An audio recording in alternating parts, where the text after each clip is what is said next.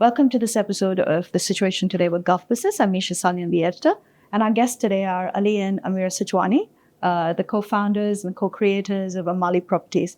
So this is an exciting time, Ali, for the firm as well as the ultra-luxury real estate sector, to be more specific.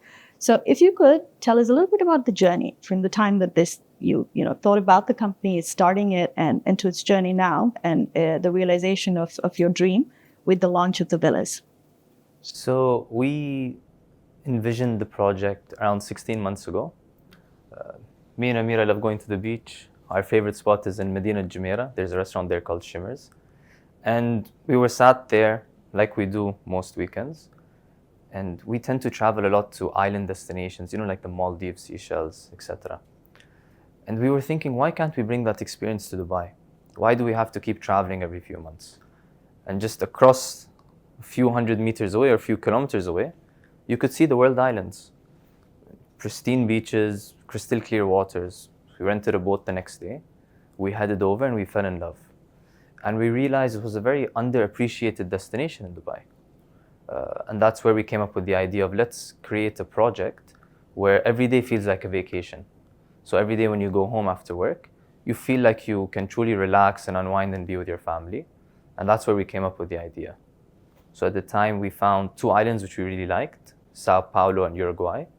It was quite a mission to purchase those islands. It took us 9 months. 9 months. So very complicated deal, very complicated situation where two different owners had those islands. One of them was living abroad, but it was worth it. So around a year ago is when we finally managed to acquire the islands.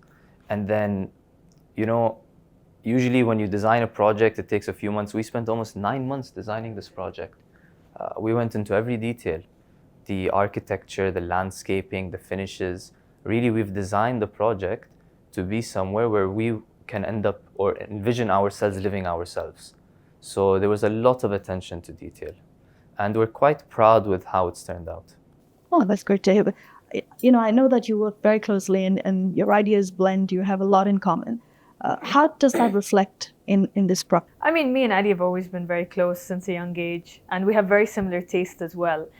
So when we started designing the project, it's funny because actually the project has two aesthetic styles for every architecture and two interior styles. And each of us kind of led one of those styles. And we ended up meshing into liking each other's styles and mixing them into each other. So it was a really fun journey. And I think we learned a lot from each other, but we also complement each other very well. It's funny if you look at the options which the customers have chosen. It's 90% have chosen one architecture style and they've chosen one interior style. And the funny thing is they've chosen an architecture style that one of us developed and the interior style that the other one developed. So it sort of worked perfectly it's together. Been very complementary. In terms of the construction, as we say, what can customers expect? So of course, we're bringing all world-class facilities and amenities to the island. So it's going to be like you're living in a 5-star resort. Of course, the world island being the world island, it takes a certain amount of skill to be able to build there because you have to re-dredge the island, you have to do all the marine protection works. We want to ensure we have pristine beaches for our clients, so we're spending a lot of money on the key walls that go all around the island. And then of course we have to have all the logistics on site. The labor camp has to be close to the island. You need to do your concrete batching on site. So it's more complicated than building on mainland Dubai. But I think that's one of the reasons we were so attracted to this project. 100%. For us, we really wanted to create something not only unique, but something that can really elevate in terms of being a one-off project in the heart of Dubai. That's really a client and a resident feels like only I have access to something like this. It is very special, it's very unique, and it was very difficult to reach there in terms of the end result of this product, so that they really feel like they have something that's extremely special. When we talk about challenges, as you said, just from the destination itself, how, progress was impeded there and how you're breathing life into it, the hope that you bring to it.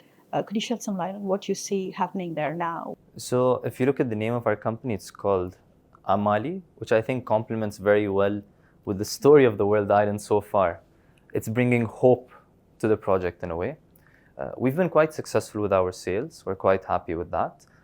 Again, what we want to do is really create a landmark project in the heart of the world islands, something which people will truly think is a destination to visit. And, you know, for us with our backgrounds, it was very important to really have our first project be something truly unique and niche. And I think we've chosen the perfect destination to create something truly unique. 100%. And I think, you know, to come back to your question on the area, I think that today where Dubai stands with the immense growth and the phenomenal story that it's, you know, overcome in the last couple of years, and really the spotlight of the entire world being on Dubai right now, everybody is eager for beachfront living. And apart from beachfront, you know, everybody of course loves the views, the Burj Khalifa. It's a very iconic part of Dubai's story. And it's one of the very, very few places in Dubai that you get both beach and the clear crystal view of Burj Khalifa. So mirroring those into one product, it's been I think, a phenomenal end result. It's actually the best view of Burj Khalifa you can get in town. Because when you're around Burj Khalifa, you kind of see Burj Khalifa in your face. But from our island, you see the open ocean, and then you see the entire skyline of Dubai. So you have Burj Khalifa in downtown, you have Burj Al Arab and the whole Minima Jumeirah complex, you see Dubai Marina, and you see Palm Jumeirah, all from one destination. So you have like a 270-degree view on the entire coast of Dubai, which really you can't get if you're living on the actual beach or shore of Dubai. So it's quite unique. Talking about unique, what sort of amenities, you know, that you take pride on are on in this community or come with every villa? I know there's a clubhouse that this much talked about, but any other amenities you'd like to talk about? And then, yes. So the clubhouse actually is fully equipped with amenities. So we have a really large spa, a gym, a cigar lounge, a kind of a members club, a teppanyaki bar, a restaurant. So we really focused on lifestyle in this project. You know, the villas themselves come equipped with gyms, with spas, with cinemas. So we've really looked at how can our residents really feel at home, but also like they're on vacation. We have a floating tennis court. We have a floating helicopter pad. We've really looked at what is the ultra luxury segment and how can we cater to that. So even the backyards of the houses on each individual plot, you have teppanyaki bars, barbecues, pools, jacuzzis, multiple sunken seatings with fireplaces.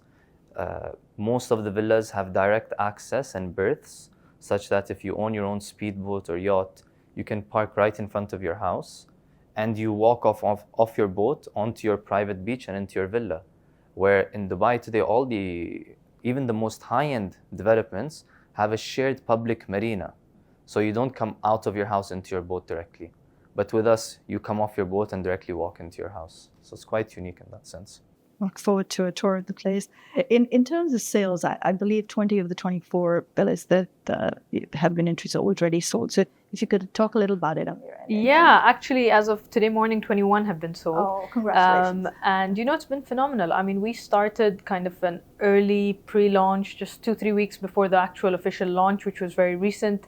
And they have been flying off. And, you know, I've had a lot of people ask me, you know, what is the nationality mix or the focus for the island? And I can genuinely say that I don't think we have more than 2 of the same nationality. We've had an incredible mix of Europeans, Asians, you know, from Australia, from the local market.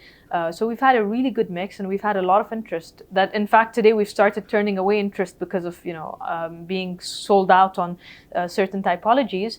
And people are, you know, asking me, they're saying, you launched so recently, and we say, you know, it hit a lot of success.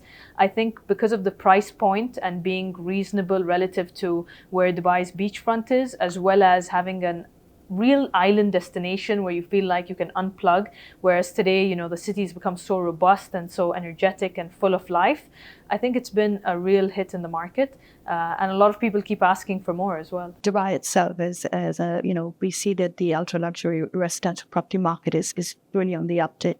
How do you see this trend playing out over months to come? Because, like you said, there are a lot of factors that are bringing people here. But if you can just, you know, give me your outlook, it'd be really great.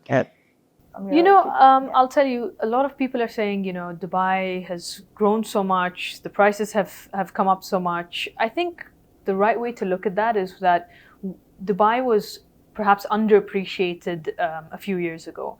it was offering a lifestyle that was incredible, but not people were not able to experience that. Today, when you're out, the restaurants are full, the malls are full, the roads are packed. And that shows you that there's a real inkling of people coming from abroad and settling in Dubai, making their homes in Dubai. I've been around a lot of people, big investors, big startup, founders, CEOs, and so many of them are saying, yeah, I've moved my family to Dubai and I'm moving my headquarters here, and my 500 employees are coming with their families. We're bringing economic growth, we're bringing actual livelihood. The rents in Dubai have gone up substantially, and that's always an indication that the city is doing phenomenally well, because there is a demand for housing. And if you look at this question of supply, demand, people coming in, even at the current rate of growth of population, even all of the supply that's come in the last 2 years will still not be enough to cater to future growth. Mm-hmm. So Dubai is continuing to do well. And today it is one of the safest places in the world. The lifestyle is of a very high standard. The schooling is of a very high standard. Dubai, there's very little that it doesn't have to offer. And I think that is attracting a lot of people globally to move their families, to move their businesses, to come here and enjoy the growth of entrepreneurship, the ease of business.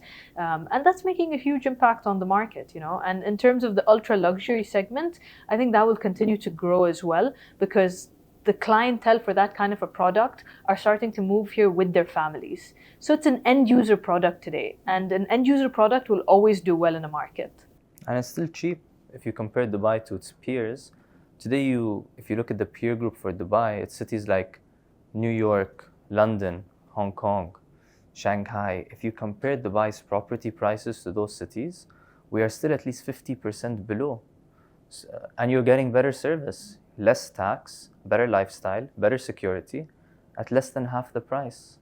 So what more could you ask for? It's a good time for the city and for everybody who lives 100%. there. I think as Emiratis, we're really proud to see, honestly, where this country has positioned itself today. And it's a really proud moment for us to see so many people globally being eager to come into this living. You're seen as young leaders in the community. So I'll start with you. If you could talk about what that means to set an example, even by setting up a successful business, for you to be a role model for a lot of the Emiratis that are looking to see successful people and then take, inspiration from them. What would you say to them? So I would say that I take that with a lot of responsibility. And especially being a woman, I think that, a lot of people tell me you're Emirati, you're a woman, how do you see that and what can you do?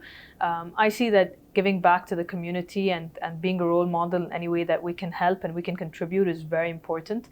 I have 2 young daughters, so I really do see the